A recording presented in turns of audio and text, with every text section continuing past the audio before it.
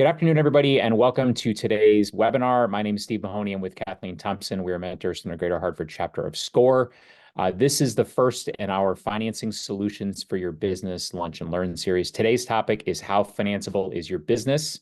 You can see the rest of the topics that we've got planned for the series over the next week or so. And if you are watching this on our YouTube channel, you can check out all of our videos by searching for SCORE Greater Hartford on YouTube. All right, we're going to jump into today's topic. So I want to start a little bit about the financial conundrum of being a business owner. So you've gone through all these steps. A lot of you are already in business, been in business for a while, and you've kind of gone through a lot of the typical steps of running your own business. You've defined your product or your business service, what you want to do. You've defined your target customer. You've figured out how you're going to solve their problems. Some of these are topics that we've covered in other webinars.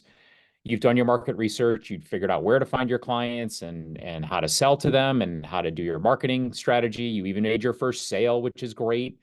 And you've kind of bootstrapped your way through your first year, or maybe your first 2 years or your first 6 months. And you've used what we call the 3 Fs, which is founders, family, and friends, which is typically how people start their own business. Now you may be in a different step. You may be saying, I want to expand and grow.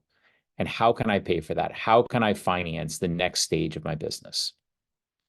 So the first thing we want to do is we want to talk a little bit about the different forms of financing. Now, I've organized this list. Some might say easiest to hardest to obtain, but recognizing that not all of these are easy. In fact, none of them are probably easy.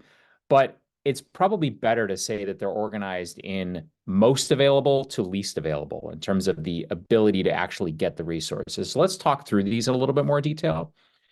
The first is commonly referred to as bootstrapping, right? This is sweat equity. This is kind of doing everything yourself, right? Figuring out how to finance things out of your savings, figuring how to just create your product or service and create your marketing strategy, create your website, kind of doing everything on your own. That's typically called bootstrapping.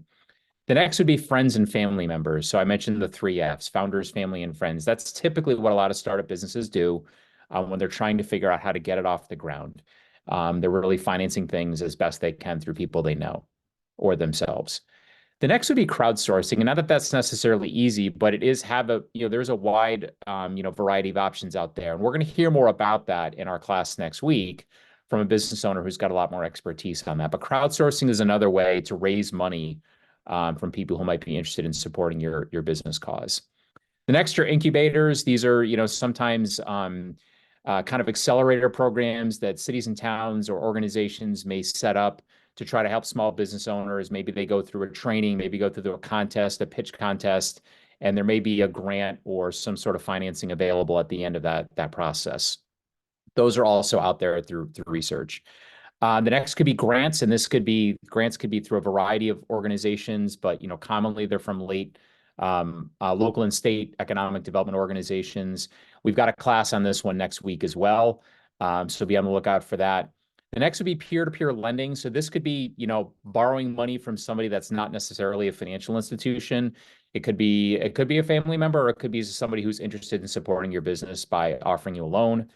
Then the next would be small business loans. Now, on Thursday, you're going to hear from a representative from Liberty Bank on the banker's perspective. What do banks look for in small business owners when they're thinking about lending to business owners? Another resource in that, in addition to financial institutions, is the SBA. The SBA's got a lender match program that you can check out on their website where they kind of help you figure out what type of lender it would be best for your business. Now, I will be honest that small business loans tend to be higher interest rates than your kind of typical personal loan you might see. That's simply because there's higher risk. So the bank is looking to help mitigate that risk through charging a higher interest rate. The last two are, angel investors, venture capital. These are, really, I would say, rare to find. When someone is coming in to look to invest in a business like this, they're looking at a wide landscape of businesses that are, all looking for money. They see a lot of opportunities. They're trying to find the high growth, high potential business where they can really invest and hit a home run and get a quick, high rate of return over, a short period of time. So that's why I put them at the bottom of the list, because they're out there, but they're pretty rare and difficult to find. You've got to really have a lot of connections and be in an industry and have a growth story that's going to really resonate with those types of investors. So let's talk about debt versus equity financing and what the terms really mean. So debt is simply a form of a loan. So you get proceeds in the form of a loan. It's got to be paid back with interest. So your business is going to be borrowing money, paying it back to whoever lends it to you. There's different types of debt financing that can occur. Term loans are typically where you receive an entire amount of proceeds up front and you pay that money back over time. A lot of times people think about a car loan as a term loan because you're getting the bank is financing the purchase of your vehicle and you pay that back over a period of time. A mortgage for a house is in effect a term loan. And that's where the proceeds of money come up front. You get all that money at once and you're paying it back with an interest rate over a fixed period of time. A line of credit is a different kind of financing vehicle. A line of credit means you have access to the money from a bank. Basically, you don't get all the money at once. You draw down on the line of credit as you need the funds. So let's say you get a $5,000 line of credit from your bank and you say, I don't need the money this week or next week, but a few weeks from now, I may need it because I've got a liquidity crunch and I'm going to tap into that line of credit, draw down $500 on it, but I'm going to pay it back a couple weeks later. The difference with a line of credit and a term loan is the big difference is that with a line of credit, you don't get the money up front. Term loan, you do. And a line of credit, you're only paying interest on the amount you've financed. Whereas a term loan, because you got all that money up front, you're paying interest on the entire amount. Lines of credits, while they don't have interest if you haven't borrowed any money, you may have to pay an administrative fee to actually have the line of credit open. So that's something to consider. The interest rates on your loans, whether it's a term loan, mortgage, line of credit, the interest rates could be fixed or they could be variable over time. The variable rates might be indexed to something like prime. It might be prime plus 3%. This is important to understand which kind of rate you've got and how that could impact your cash flow over time. And then again, debt is usually with a financial institution, but could also be with a private lender, someone who's going to be interested in lending you money.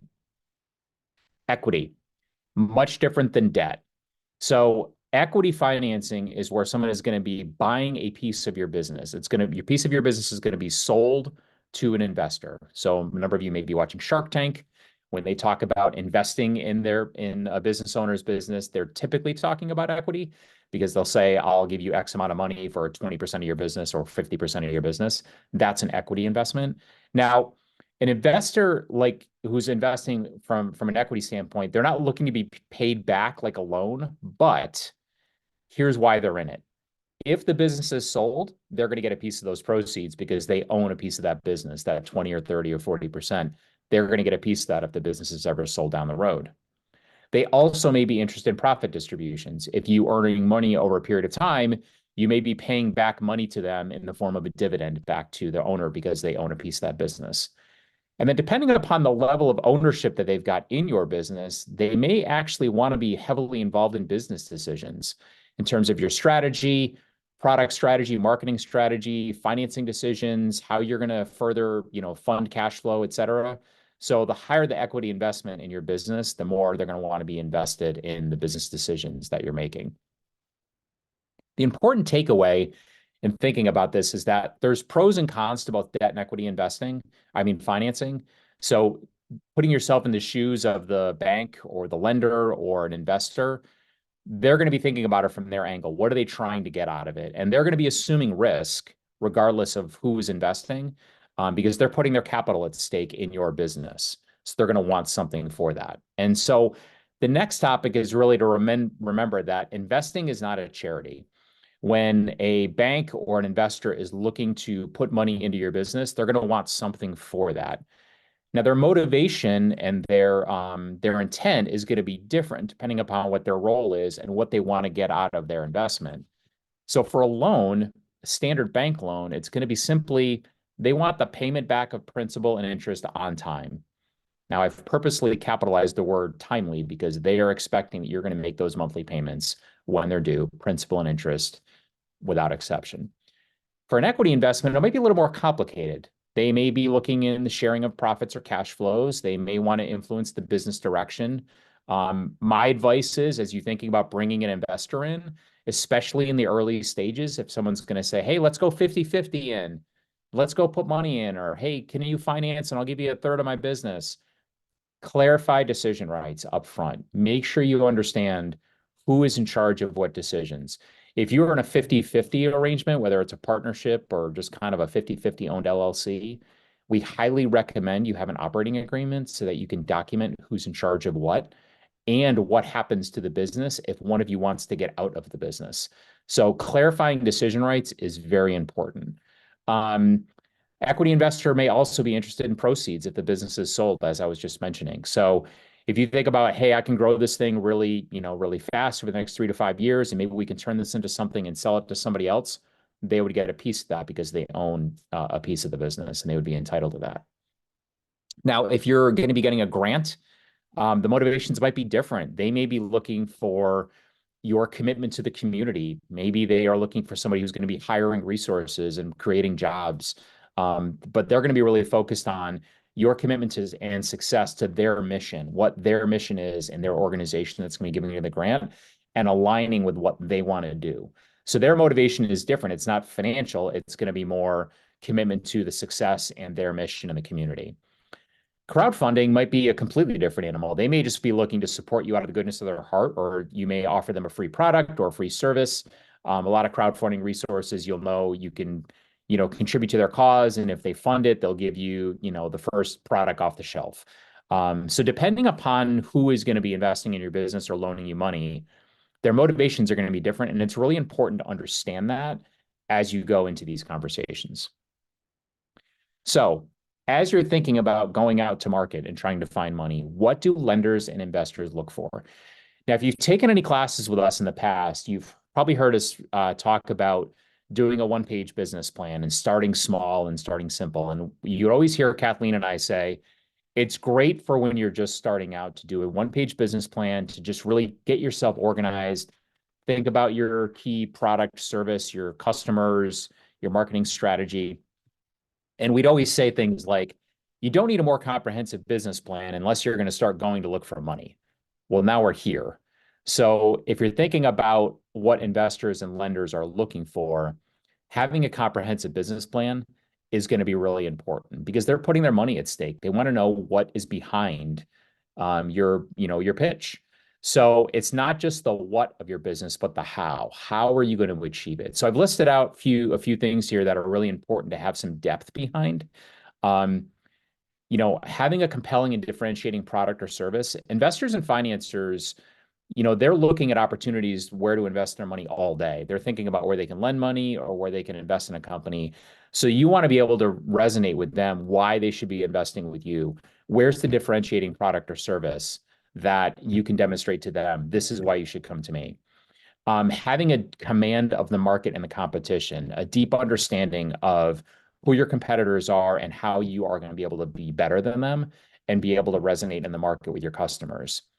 Having a comprehensive marketing and sales plan and a connectivity to your target customer and how and where you're going to find them and convince them to come to you as a business to spend their money.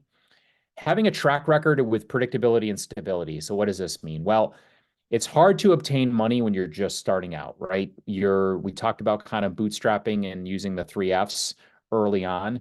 But at some point, when you have enough track record under your belt and you can start demonstrating that you've shown revenue growth, you've shown the ability to manage your cash flow, invest wisely, being able to demonstrate that predictability and stability in your business is important. And if your business has bounced around a little bit, that's okay. But having a good story as to why your business may not have a straight line of growth, but maybe you started and stopped for various reasons, just being able to explain to your investor and financer why you were where you were and why you're going and how you're going where you're going will be important.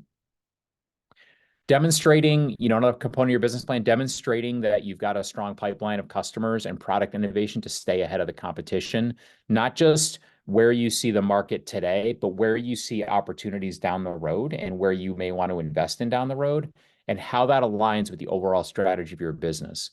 Investors and financing vehicles want to see that not only do you have a path to grow short term, but they want to understand the long-term growth objectives and ensure that you've got a strategy that aligns with where your growth objectives are.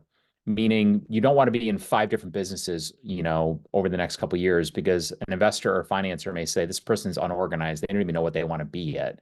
But if you said, We've demonstrated success in this business here, and we see an opportunity to grow and kind of bolt on and expand to continue along that same business strategy. That may resonate with an investor or a financing organization. And you'll see a couple examples of that we're going to share in a few minutes. The last item is financial projections that show reasonable growth with an investment and how it will be achieved. So we've done a number of classes on budgeting and projections and managing your cash flow. It's important to be able to understand where you've been, but also where you're going, and having a set of projections that reflects where you think your business is going to go. And if you were going to get the financing and if you were going to get an investment, what you would do with those proceeds and how your business would look differently with those proceeds. Not just what are you going to spend the money on, but what happens to your revenue? What happens to your profitability? How do you demonstrate cost improvement and cost management and be able to grow your cash flow and grow your top line and your bottom line? So the reason I highlighted or capitalized the word reasonable is that when an investor or a financing company is going to look at potential loan or investing opportunities, if they see like irrational growth that's in a hockey stick over a short period of time, they're probably not going to believe it. So they want to be able to understand that what you've outlined is achievable. I always guide people as they think about projections for a business plan is it should be a reasonable stretch. It shouldn't be a layup. It shouldn't be super easy because that would be, probably flat to no growth. But it shouldn't be a hockey stick that shows you're going to triple your, revenue in 2 years. But having some stretch goals and a strategy to achieve it is important because you want to have the how it will be achieved, not just the numbers on the page. I encourage people to work through their strategy, work through their business steps, then do the numbers to say, what will I achieve with those steps that I'm going to take? And if you think that those numbers are not, quote, good enough, you can go back and revisit the strategy and see if you should kind of change things a little bit differently. But the important takeaway in all of this is that understanding the big key to success when you're thinking about going out to an investor or a financing organization is what story is your business telling? All right, so we are going to shift to the next part of our conversation because your numbers do tell a story. It's important to understand where you've been in the past, but it's also indicative of where the possible future may be. So, as you think about when you look at your financial results of the past and working with an investor or working with the financing organization, they've got hard numbers on a page and they're going to want to understand why this went up, this went down, or, why this happened, why the results are what they are.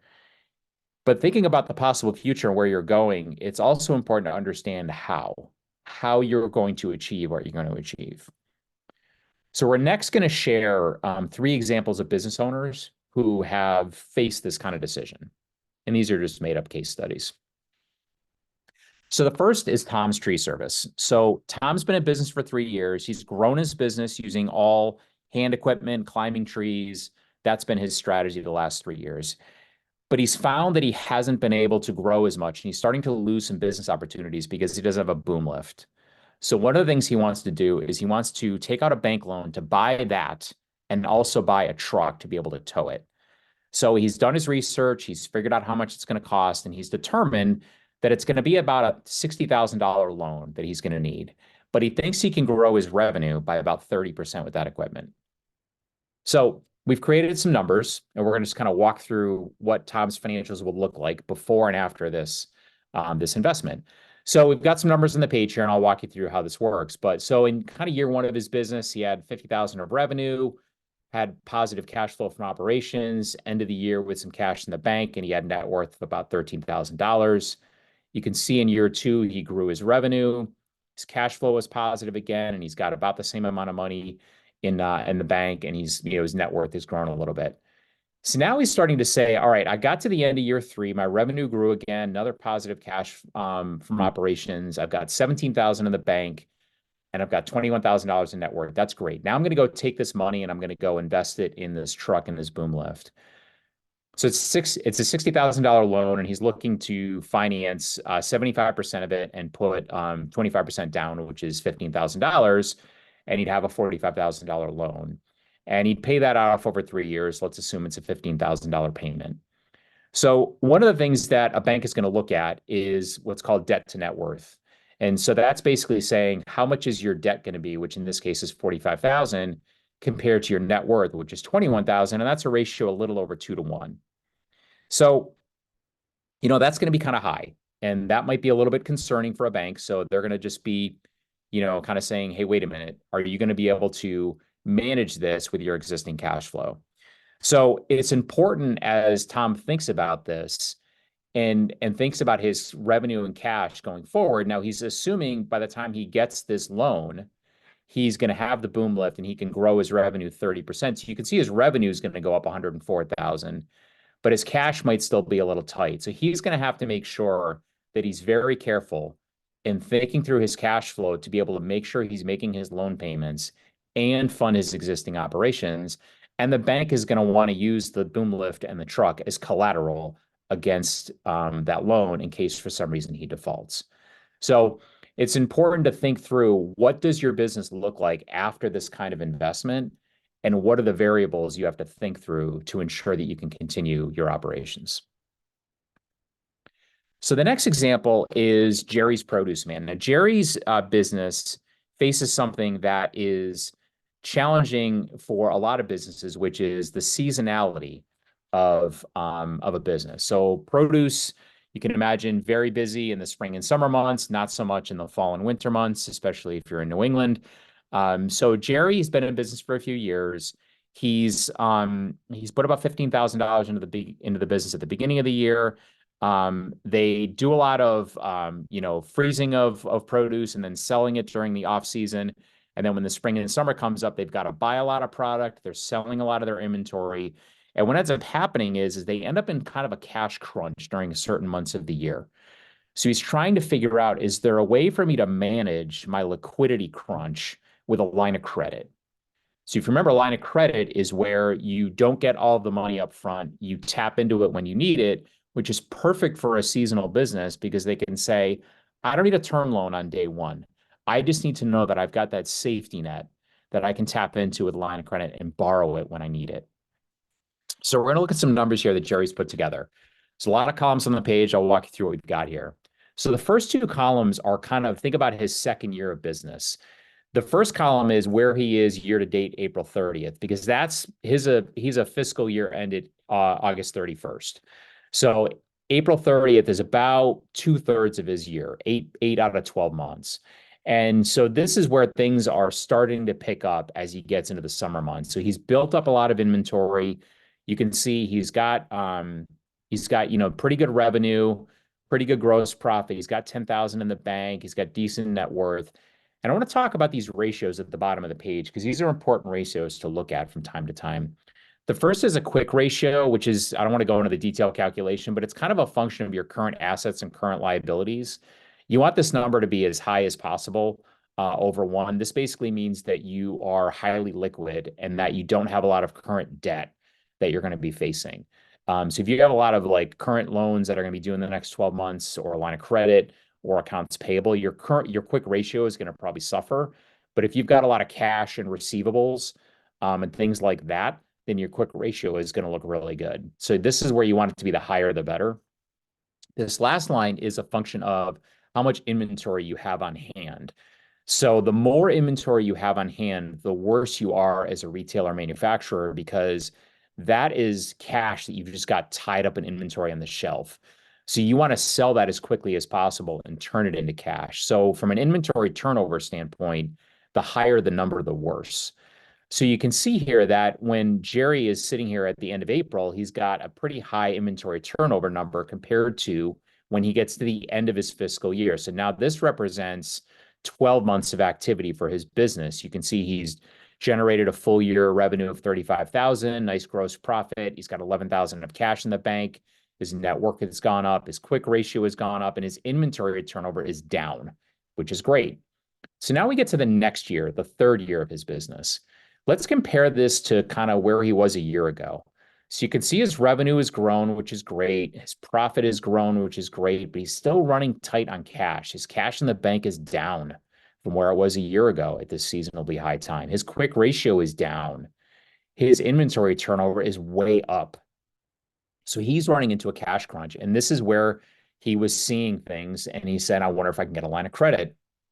So by the time he gets to the end of his third year, and he's still grown, again, full year over full year, he's grown his business, but his cash is up a little bit, but his inventory turnover is still kind of high.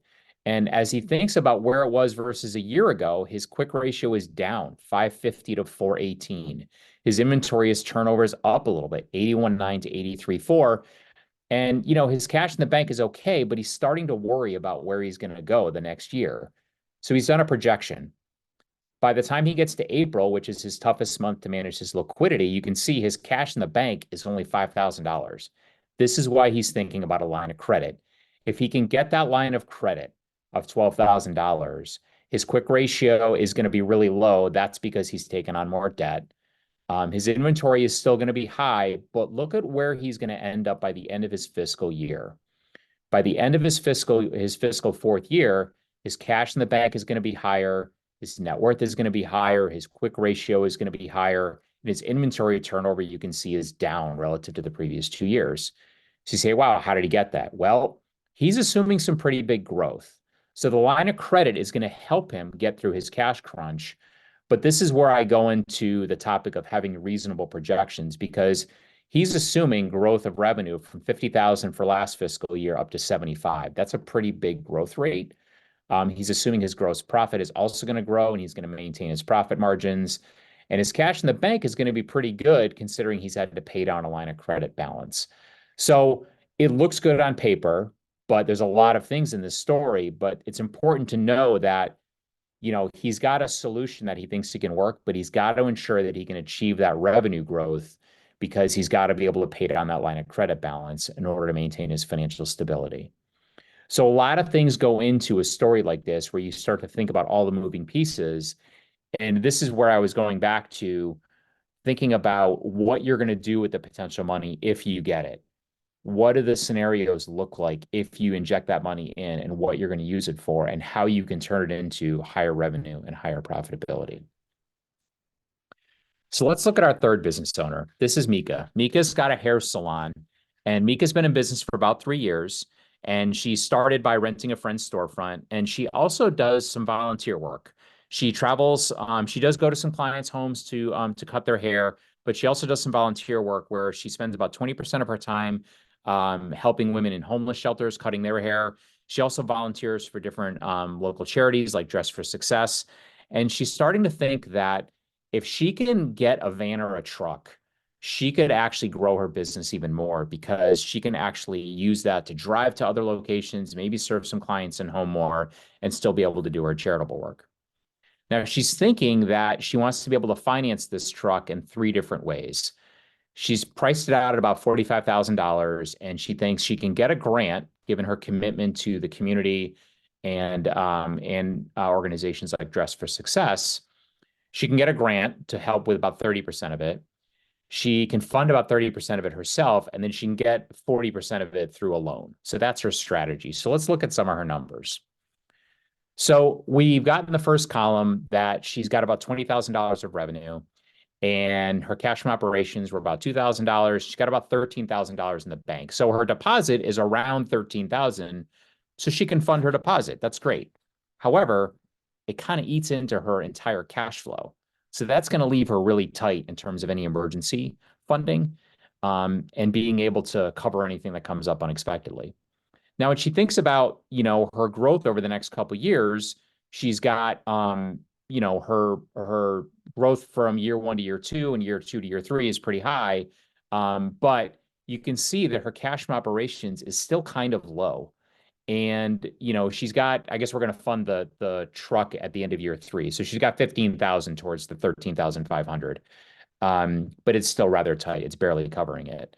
And she thinks that she can really grow her business by the time she gets to year 4. She can grow that revenue from 39,000 up to 55,000.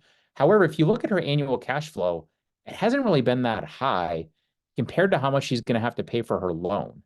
So if you look, her loan is going to be about $18,000. And let's say the payments over 3 years are about $7,800 each year if you include the interest.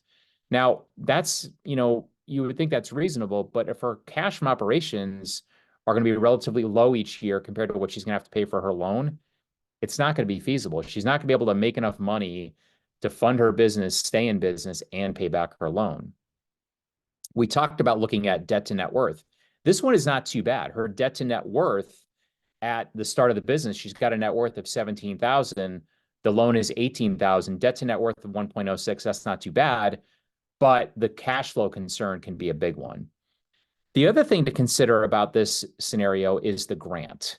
Now, she's got a good story in terms of her strategy and how she helps the community, but the grant organization may not be willing to fund it unless they know that she's going to be able to secure the funds for the entirety of the purchase.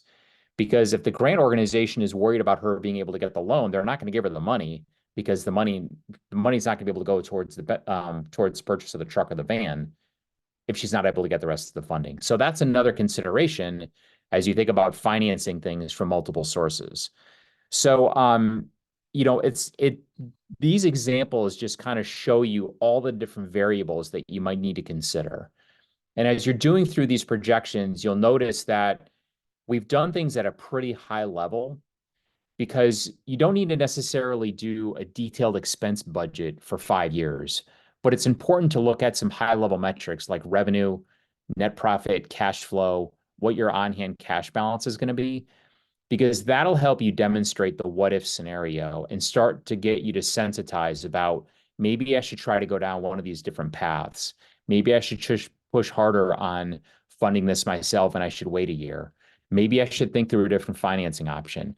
In Mika's scenario, she may say, if I finance this truck for 3 years, the annual payments are going to be too high. Maybe I should look at a 5 or a 6 year loan. Okay, sounds good because the payments might be lower, but you might have to pay an higher interest rate, which is going to cost you more over time. And also, you have to ask yourself about how much are you going to be able to really get out of a truck over that 5 or 6 year period? Is it still going to have any value left when you've completed paying off the loan? So a lot of different variables go into this, and we've shown you a lot of math today, and not all of this is going to work perfectly, but it helps you to think through the what-if scenarios and what some of the guardrails might be to help your decision-making. So we would encourage you to kind of go through this decision-making process and help think through, how do I want to position my business for growth short-term and long-term? And what levers do I want to pull now versus later? This is the exact kind of work that a SCORE mentor can help you with if you're not already working with one. So just some consideration as you think through these businesses. So we got one more topic that we want to cover, and then we're going to get into Q&A in a little bit. But lastly, we want to talk about how you want to think about growing. And there's a lot of considerations here because you want to scale your business, but you want to think about doing it realistically. You've got to do that math that we talked about. And it's not just going to happen because you work harder. The market may be there, your strategy may be there, you may have the resources you need to do it with yourself, but at some point, you may have to bring on other resources. So you have to ask yourself, what does that look like? Who are the resources? Are they employees? Are they contractors? Are they just people you're going to hire part-time to help you? When do you bring them on? If you do it too early, you might run out of money. If you do it too late, you might run out of capacity to fill customer interest. So starting slow, thinking about bringing on people part-time, thinking about hiring resources to test them out to see if they're a good ambassador for your company, a good brand for your company, because they may be helping with customer service or making your product or helping to develop your service. So helping to figure out when to bring on those resources and what types of resources is a key component of this consideration. The other thing to remember is that it takes a while to find people. It takes a while to train them, to get them up to speed. I'm working with a client right now who's thinking about hiring some sales resources. And we were talking about just how long it takes to go through that whole hiring and training process. And we were saying it may take you 6 to 9 months between the time you start a search and the time they deliver their first sale, let alone get them hired. So it may take a long time to think about this, depending upon the resources you're bringing in. So the rate of hiring is important and how you're going to pay for them. And that goes into the reasonability of your projections. Being able to understand that steady state of revenue, that steady flow of revenue, your pricing and customer loyalty, thinking through how that cash flow is going to come in and how you're going to be able to fund those resources on a temporary or an ongoing basis. So to think bigger, you've got to think to grow bigger, you got to think bigger is what I was trying to say there. There's going to be costs involved. You're going to have to implement some systems and processes, but these kind of tools that we've shared today can help you with that. And there's also different factors you want to consider as you think about whether it's a debt financer or an equity financer, because that cash flow, obviously is going to look much different as you think about profit participation or you think about having to pay back a loan. Whereas a grant is just going to be proceeds from you, but you may have commitments that you have to make to the organization that is giving you that money as part of that grant. So with that, we've come to the end of the prepared presentation. I want to remind you all, we've got time for Q&A, so please get your questions in the Q&A box. We've got plenty of time for Q&A here. I want to turn it over to Kathleen to see if she's got anything to add in any of the examples we shared or any of the topics we've discussed today, and we can go back and forth to any slides that we like. I do. I'd like to go back to the produce business numbers slide, that one. When we talk about the story that your business is telling, that your numbers are telling about your business, you also need to think about the story you're telling yourself about your business, because one of the things that I was thinking about with this business was that there could be more demand than Jerry has the capacity to deliver. And that's a good thing in a way, but it's also potentially a trap. And because this business basically sells a lot of the produce when it's produced, but stores some off to the side to be sold in the off season because it's frozen and then is delivered to people's homes during the off season when you can't get local produce otherwise, Jerry has to be careful that he doesn't let the demand outpace his ability to deliver. And so, yes, he requested a line of credit to tide him over, but there's a lot, as Steve said, there are a lot of assumptions that were made here that might not work. And so the last thing you want to do is get yourself in a situation where you overextend yourself to the point where you can't possibly meet it.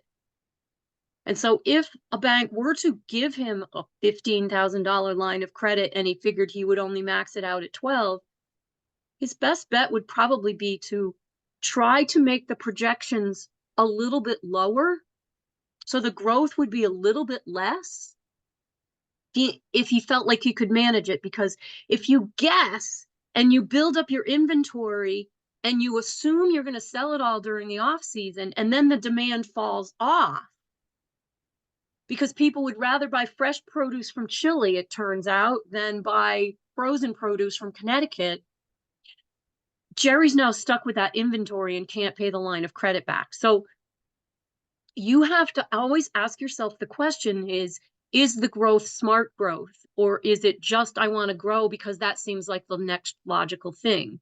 And the same is true for Mika with her hair salon. Unless she has a really good sense of a big waiting list or something, buying a van is a big investment and she might not be there yet. It might make more sense in a couple of years. Right. One of the things I was thinking about was the story that your business is telling, that different people who would give you funding are going to be looking for a different story. A bank is going to look for, you can pay it back. Pure and simple. So they're going to look at numbers to guess whether you can pay it back. They don't really care about much of anything else. A grant is going to say, is my money being well spent? And that, by definition, is, are they going to be around in 2 years so I can still have them on my website saying I gave them money and look at, I helped them get started. So one, that there's viability, but two, that whatever it is that you do, is worth it to them. And then an investor, the story they want to see is, I can picture a bright future with a light shining on the hill, and it's your business, and I'm going to be in on it, and then I'm going to sell and make a killing. And a crowdfunder, it's completely different. It's, is this a really cool story, and can I picture myself in it? So when you think about the different types of funding that may or may not be available to you, the way you're going to spin the story is going to differ depending on who you expect your audience to be, because they're looking at it from a completely different perspective. And our plan is that the next 3 sessions will have the people who've dealt with this, who can go into details about what I just said. But that's an important thing for you to remember as you think about, what are my numbers saying? But then also, what is my business saying? And what am I telling myself about where the next stages are? And am I being too conservative, or am I overextending myself? Yeah, it's really important. That the inventory one is really tricky because once you've made that commitment to buy, it's you've traded cash for inventory, and until you can sell that and turn it into cash again, it's just taking up room on the shelf, and you've depleted your bank account to pay for it. So the businesses that manage their inventory really well are the ones who can do really well cash flow wise. But if you are buying well in advance and it's mismatched with what the customers are looking for, it can be a real problem. And the services industry is a lot different because you're not buying inventory, but you're kind of selling your time and your expertise. But the inventory one can be tricky. It looks like we've got a few questions that have come in. And Kathleen, I'm wondering if we should, while we're doing Q&A, if maybe we can put up our last poll, if Sure. folks are interested. This is going to be a quick poll about if you are interested in working with a SCORE mentor. It's real simple. If you are, answer yes to question number 2, and you'll get an email from me telling you how to sign up with a SCORE mentor. If you're not, that's fine. We won't bother you. If you do so, yes, we're not going to bother you. You're going to get one email and that's it. But it's just a way to help you connect with that mentor process.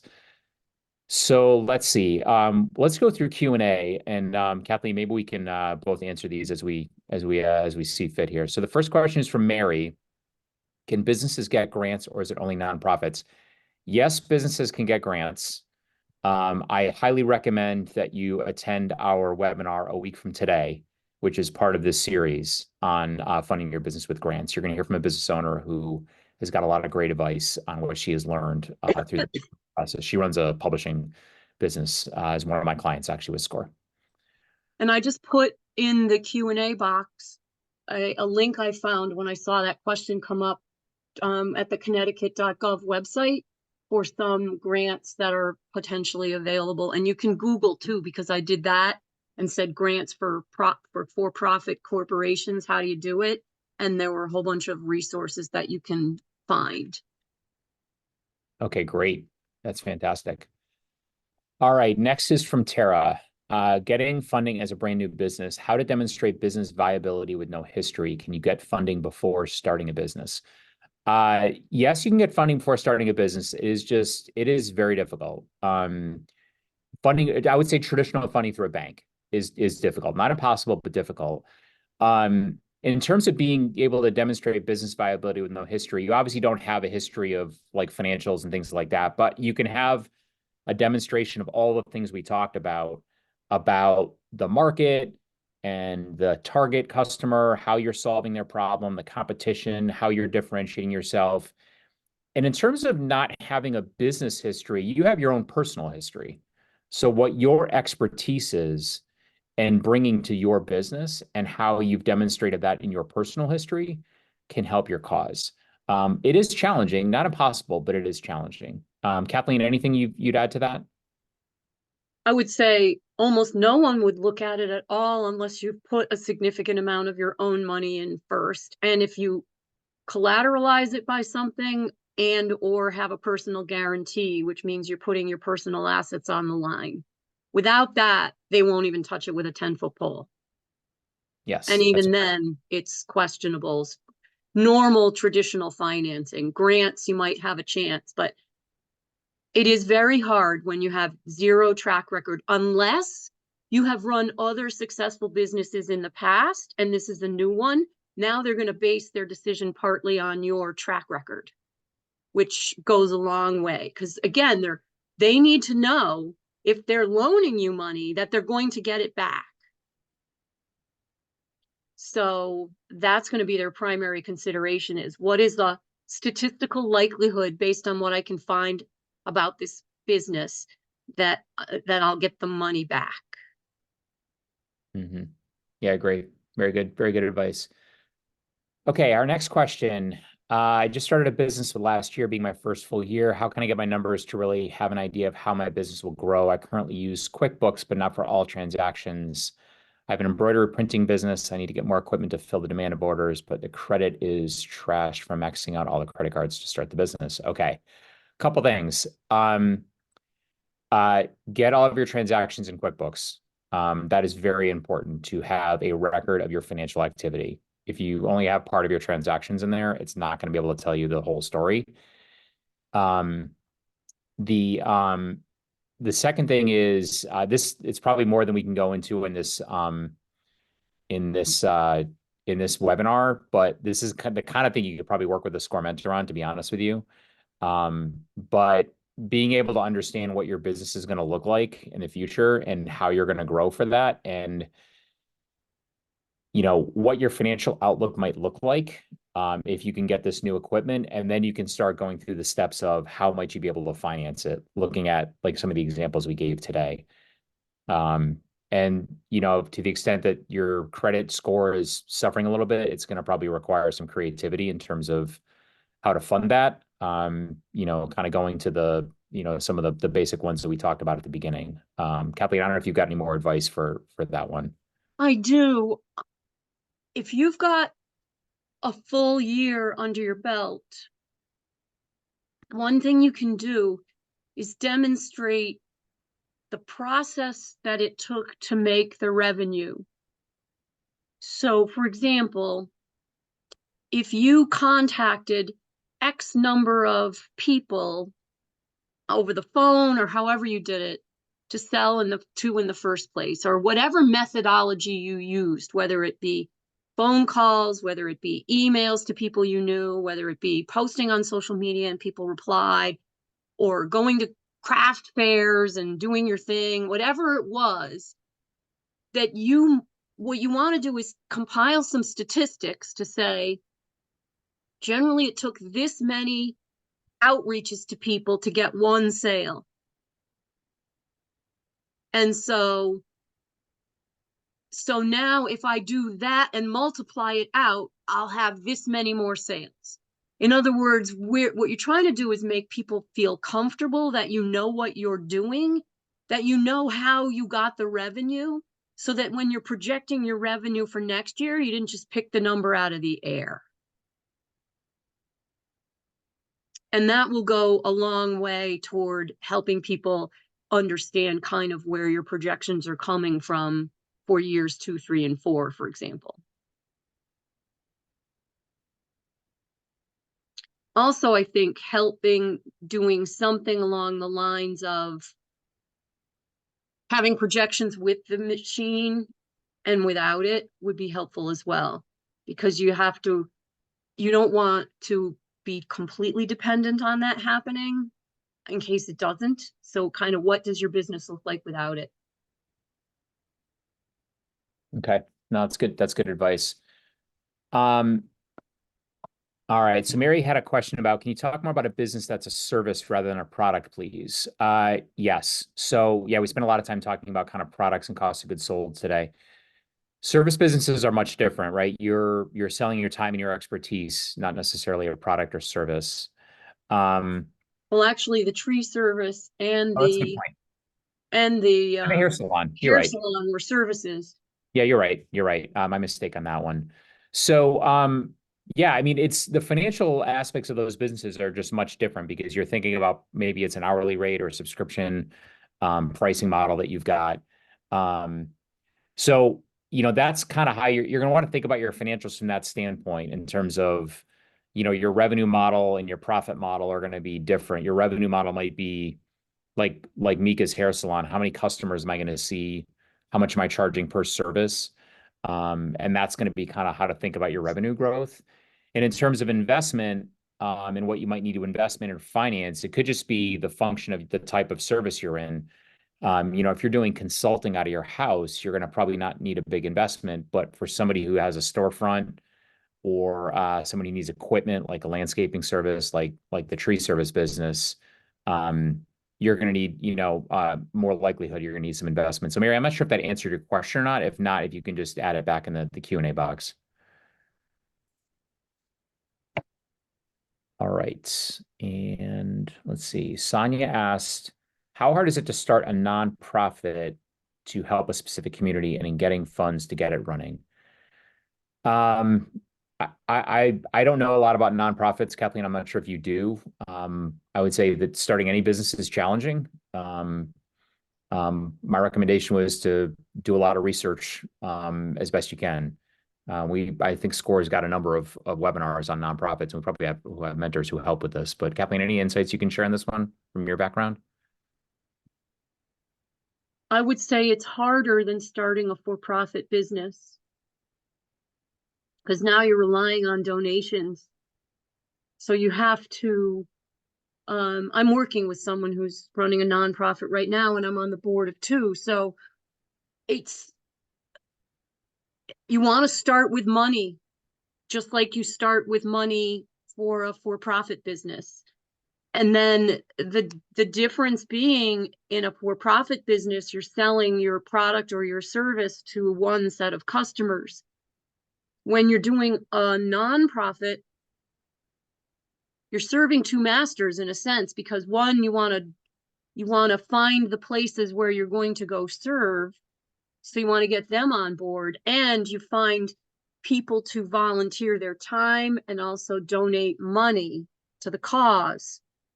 So it's harder because you have to tell two stories simultaneously. Whereas when you're a for-profit business, you only have to tell one. Now, what some people do is they start a for-profit business and they decide they're going to tithe their time, or tithe a certain percentage of their gross revenues, or tithe a percentage of their net profits, and treat that as the nonprofit arm of their business, which was what we did with Mika. That's why we structured that one that way, so you could see one possible alternative to a pure nonprofit.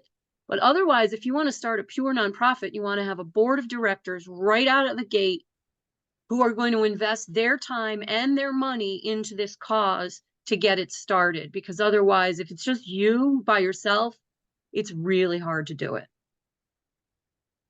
I agree. All right. I'm not seeing any other questions in the Q&A box. We are coming up on 1 o'clock today. So we just want to thank you all for coming today. Want to remind you about the rest of the classes in this series. We'll be back on Thursday again with a representative from Liberty Bank to give you their perspective on what bankers look for in lending to small businesses. Going to be a very insightful session. So, and if you haven't signed up for that yet, you will get a link tomorrow with a copy of the recording and this presentation and link to sign up for the remaining classes. And then next week, we're going to be talking about grants and crowdfunding. And if you watch our videos on YouTube, please be sure to subscribe. And that way you'll be notified of any future webinars that we put up on our channel. And with that, I think we can stop the recording and thank everybody for joining today.